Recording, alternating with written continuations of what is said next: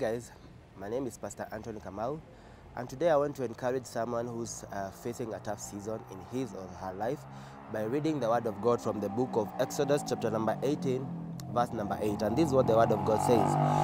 And Moses told his father-in-law all that the Lord had done to Pharaoh and to the Egyptians for Israel's sake, all the hardship that had come upon them on the way, and how the Lord had delivered them. So this is Moses, the servant of God, a prominent prophet, someone that we marvel about when we listen to his story, when we hear of the great things that he did in the face of the Egyptians as he was delivering the children of Israel from captivity and into the promised land. Now, this story that Moses is narrating to his father-in-law is a story that began after he had been called by God. So he's not talking of his experience before he had been called by God, but he's just sharing of his experience after he has been called by God and told to go and deliver the children of Israel from captivity.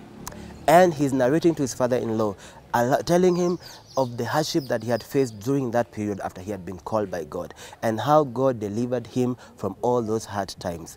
And I want to encourage you who is facing some hardships in life right now, that God is with you as he was with Moses. And most of us have this notion that if you get born again, that you're not going to face tough times in your life, which is not true. And the Bible does not even say that, as a matter of fact. When you get born again, there are those tough times that will come your way.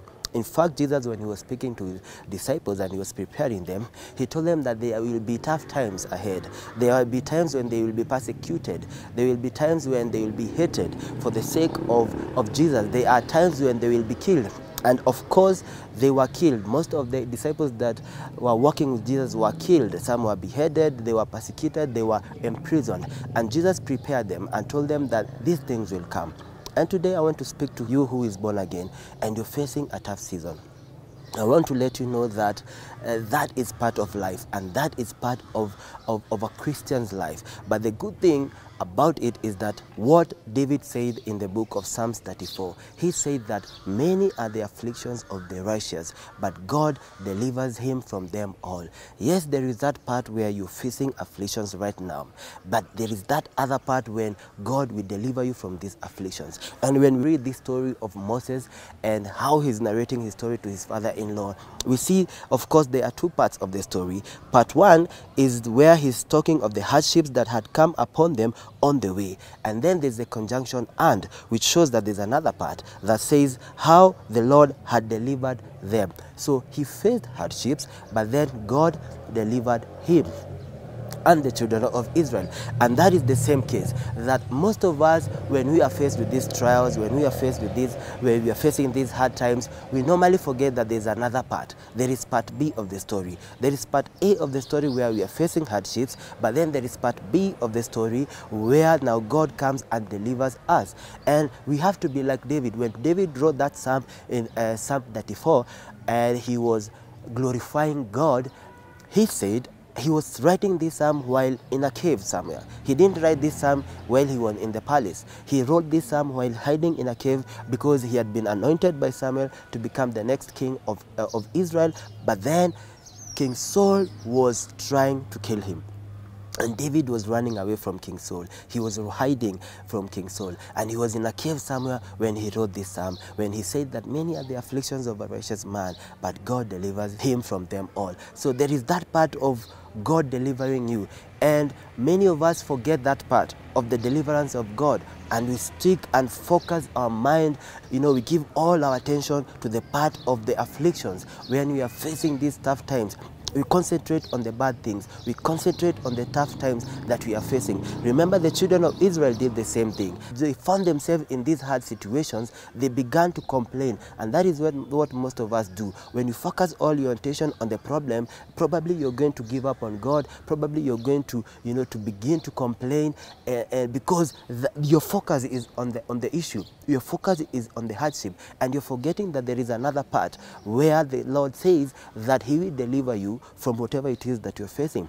And today I want to encourage you that you need now to focus your attention on part B of the story. So there is part A, which is the hardships, and there's part B, which is the deliverance. And I want to ask you, each and every one of you who is facing a tough season in life to begin now to focus on part B that says that the Lord will deliver you from all your afflictions. Maybe you have gotten a loan from the bank and the bank is now threatening to repossess your car. Maybe you have not been able to pay your loan. They probably want to repossess your house because you are not even able to pay your mortgage. But I want to let you know that even as Moses sat down with his father-in-law and told him about the afflictions and told him about the hardship that he faced, there was another part of that story. He told his father-in-law that God rescued them from all their troubles. And today I want to encourage you and let you know that there is that other part of God coming to rescue you from all your troubles. They might be threatening to get your car, they might be threatening,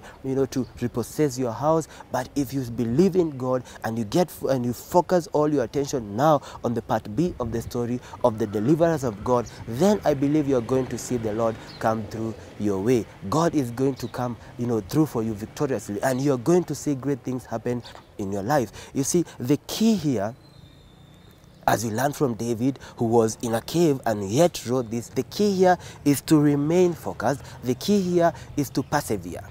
Persevere is you now sticking to the plan, come what may. Yes, you are born again. There are things that are happening in your life that you don't like, but that doesn't mean that you need to backslide for you to solve the issues that you're facing in life. What it means is that you need to persevere. You have to stick to the plan, and the plan is you are born again, and you have to keep on believing in God. You have to keep on praying to God. You have to keep on fasting if you are fasting, and calling upon the name of the Lord until you see his deliverance in your life. And that is what we need to do. So we need to persevere, we need to continue praying, we need to continue calling upon the name of the Lord, and you shall see his deliverance. Because there is two sides of the story. There is what we see, which is now the hardship that we're facing right now, and there is what we are going to see, which is the deliverance of God. Remember that the word of God says that his word shall not return to him void. Remember what the word of God says, that his word is like silver that has been passed through the furnace more than 7 times. You see, that's how sure the word of God is. As silver which has been passed through the furnace more than 7 times, it is very, very pure. There is no impurity in that silver. It is very real, it is very legit, and so is the word of God. So if you are facing trials as a Christian, then know that it's just part A. As David said, many are the afflictions of the righteous, but then remember this part B of that story, that the Lord delivers him from them all. And today I want to let you know that God is going to deliver you from all your afflictions, no matter what it is that you're going through. If you continue believing in God, if you persevere, continue trusting in God, continue praying and looking upon the Lord, I know and I believe that God will come through for you. God will come and help you. God will come and save you from your situation. And just like Moses sat down with his father-in-law and gave this story of part A and part B, I believe that you also shall give a story of part A of your afflictions, and then part B of the deliverance of God, and all glory and honor shall be unto God in the name of Jesus. God bless you, and see you next time. Amen.